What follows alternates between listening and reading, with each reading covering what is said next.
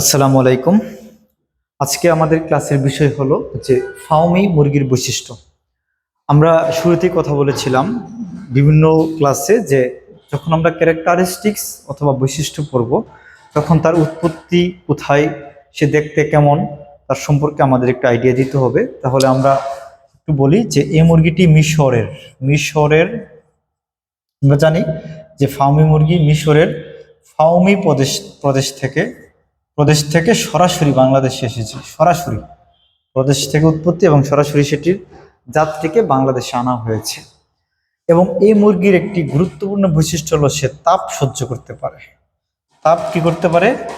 সহ্য করতে পারে পারে এবং তাকে দেশীয় মুরগির মতো মুক্ত অবস্থায় বা ছাড়া অবস্থায় লালন পালন করা যায়। এটি হলো তার একটি গুরুত্বপূর্ণ বৈশিষ্ট্য। এবং 4 নাম্বার যে পয়েন্ট, সেটা আমরা যদি বলি তার গায়ের রংটা দেখতে কেমন। তার পালকের মধ্যে ছায়ের মতো সাদা কালো এবং সাদা ফোঁটা মিশ্রিত থাকে।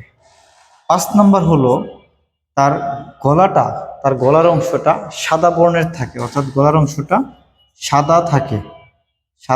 হ্যাঁ, গলার অংশ।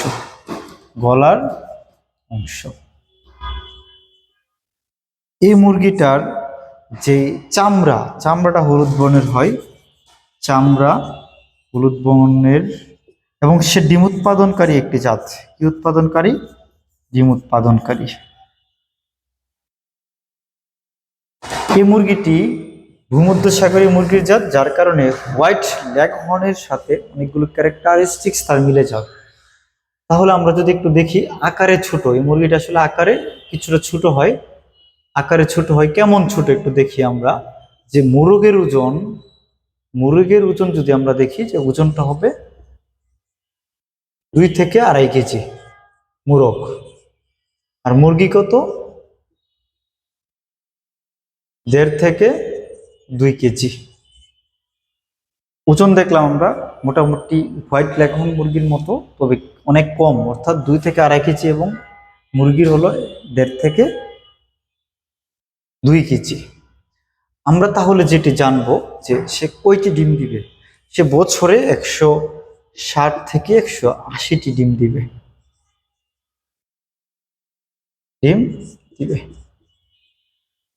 এবং এই মুরগিটি পরীক্ষায় খুবই গুরুত্বপূর্ণ।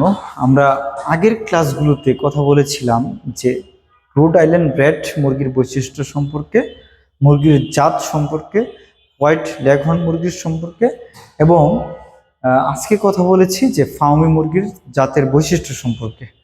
আমরা আসলে যে ক্লাসগুলো তোমাদেরকে দিচ্ছি, সেই ক্লাসগুলো খুবই প্রয়োজনীয় বিদায় দিচ্ছি। মানে অযথা অপ্রয়োজনীয় তেমন কোনো ক্লাস বা আনইম্পর্টেন্ট তেমন কোনো ক্লাস তোমাদেরকে দিচ্ছি না।